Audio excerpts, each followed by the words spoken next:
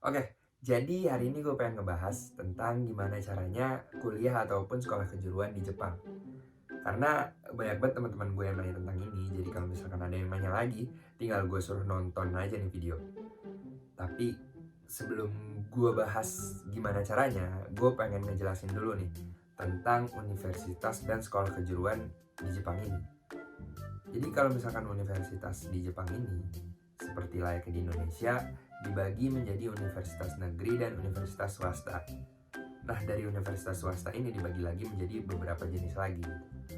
Dan sebagaimana biasanya, masuk ke universitas negeri itu relatif lebih susah dibandingkan masuk ke universitas swasta.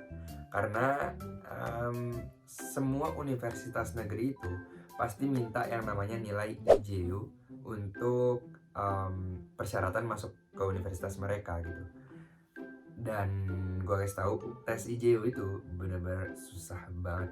Sedangkan kalau misalkan universitas swasta itu cuman sebagian yang minta nilai IJU, tergantung dari universitasnya.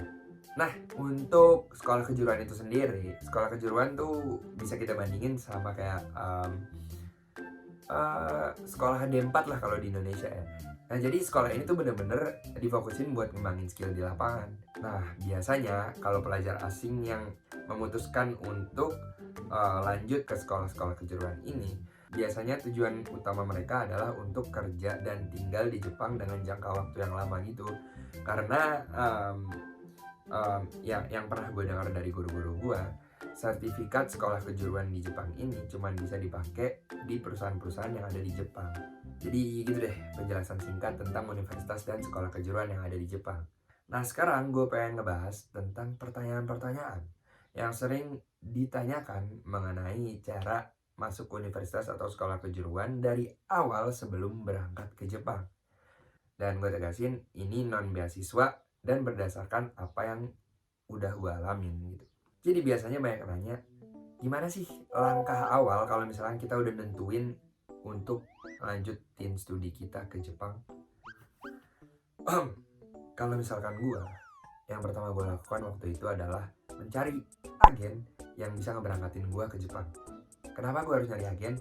Karena waktu itu gue mikir, kalau gue nggak ngerti apa-apa tentang Jepang, dan kalau misalkan emang gue harus ngurus visa sendiri, harus nyari sekolah bahasa sendiri, daftar sendiri, terus ngurus keberangkatan sendiri segala macam tanpa adanya agen yang emang udah sering ngeberangkatin orang-orang ke Jepang, itu bakalan ribet banget sih gue mikir waktu itu.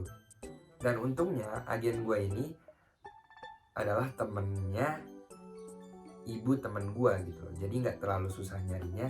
Dan setelah gue kenal lebih banyak, ternyata bener-bener emang agen gue yang ini tuh bener-bener kayak ngurusin dari sebelum keberangkatan semua segala macam, ngurusin sampai berangkat. Dan setelah kita di Jepang pun kita pasti ditanyain gimana kedepannya mau kayak gimana. Jadi bener-bener care banget agen gue ini. Dan buat kalian yang emang pengen, yang emang lagi cari-cari informasi tentang Jepang, kalian bisa tanya-tanya ke agen gue yang ini. Kalian bisa DM gue di Instagram gue, dan ntar ya gue kasih kontaknya ke kalian semua gitu. Tapi kalau misalkan ada yang nanya, bisa gak sih berangkat ke Jepang tanpa adanya agen gitu? Jawabannya bisa banget. Cuman ya gitu, semua itu harus kalian urus sendiri, dari sebelum keberangkatan, pendaftaran sekolahnya, segala macamnya ya harus dilakuin sendiri tanpa agen. Mungkin jatuhnya lebih murah, cuman ya gitu, ribet banget sih menurut gue. Lanjut ke pertanyaan kedua. Ini nih, pertanyaan ini nih yang sering banget ditanyain sama orang-orang. Butuh biaya berapa sih buat berangkat ke Jepang tuh? Kalau misalkan jalur yang gue tempuh ini, gue kan nggak langsung masuk ke universitas atau sekolah kejuruan. Jadi gue harus sekolah bahasa dulu sekitar 1,5 sampai 2 tahun gitu kan. Waktu itu tuh gue harus menyiapkan biaya untuk tiket keberangkatan, pengurusan visa, terus biaya sekolah bahasanya selama 1 semester, terus biaya asrama selama 1 tahun dan segala macamnya. Itu habis sekitar 90 sampai 100 juta rupiah waktu itu. Apakah cuman sampai di situ pembayarannya? Jawabannya tentu saja tidak. Karena setelah kita berangkat ke sana, kita butuh biaya buat hidupnya, kita butuh biaya buat sekolah semester depannya, buat biaya tinggal setahun ke depannya, kayak gitu-gitunya. Tapi apakah kita bisa biayain itu sendiri? Jawabannya bisa banget, karena di Jepang ini kan kita bisa kerja part time selama 28 jam gitu seminggu, dan digajinya per jam gitu kan ya. Kalau misalnya emang kalian rajin kerja, terus hidupnya hemat, kalian bisa biayain sekolah sendiri, biaya hidup sendiri tanpa harus minta ke orang tua. Cuman kalau misalnya kalian emang hobinya belanja, ya foya-foya gitu, ya mau nggak mau kalian harus minta ke orang tua lagi sih. Terus ada juga yang nanya, kalau misalnya kita udah nyampe di Jepang, terus sekolah bahasa Jepang, apakah kita udah pasti dapat universitas atau sekolah kejuruan? Jawabannya tentu tidak. Karena semua balik lagi dengan kitanya. Karena kita kan ada dasarnya kita di sekolah bahasa itu benar-benar nggak punya pegangan bakal masuk universitas mana, bakal kemana ya, belum ada pas awal berangkat. Nah pas di bulan-bulan pendaftaran baru kayak kita nyari-nyari informasi tentang kuliah, dan disesuaikan dengan kemampuan yang kita punya gitu loh. Nah makanya kalau misalkan kalian berusaha keras buat pahamin bahasa Jepang di sekolah bahasa Jepang itu, benar-benar kalian masterin banget bahasa Jepangnya, kalian bisa dengan mudahnya dapetin universitas atau sekolah kejuruan yang kalian mau.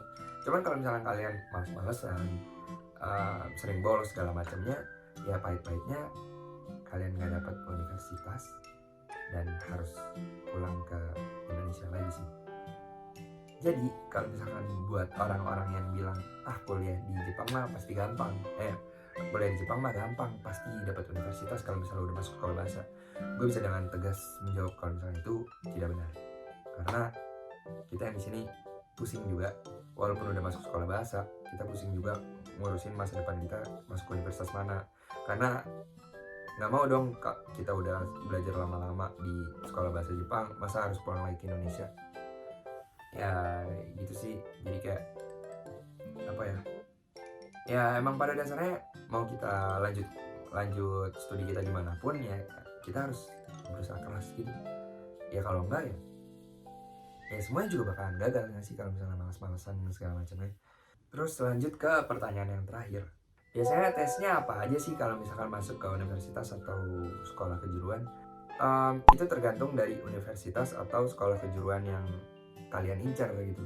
Ya makanya kan kita itu sekolah bahasa sekitar 1,5 sampai 2 tahun. Nah di sekolah bahasa itu kita harus jeli nih ngelihat ngelihat kita mau universitas mana, dan universitas yang kita mau itu membutuhkan apa aja gitu loh, membutuhkan nilai apa aja, terus tesnya apa aja. Ada yang cuman kayak ngumpulin berkas-berkas pas SMA pakai nilai rapot SMA. Ada juga yang tesnya cuman wawancara, yang penting bisa ngomong bahasa Jepang. Terus ada juga yang minta tes kemampuan bahasa Jepang. Ada juga yang minta nilai IJO tadi yang susah banget itu. Bahkan kalau misalnya ada yang benar-benar ribet banget, ada yang minta juga nilai kemampuan bahasa Inggris kayak TOEIC, TOEFL, IELTS dan segala macamnya gitu. Ya itu tergantung dari universitasnya mintanya apa sih. Jadi ya gitu deh caranya yang bisa gue share ke kalian. Kalau misalkan kalian masih punya pertanyaan tentang hal ini, kalian bisa nanyain di kolom komentar atau DM di Instagram gue. Pertanyaan yang bisa gue jawab secepat mungkin gue jawab. Cuman yang belum bisa gue jawab, ya gue cari dulu jawabannya. Karena gue gak mau asal ngomong gitu. Jadi ya bakalan gue cari dulu jawabannya, ntar insya Allah bakal gue jawab. Dan siapa tahu kalau misalnya ada pertanyaan seru bisa jadi konten-konten gue berikutnya.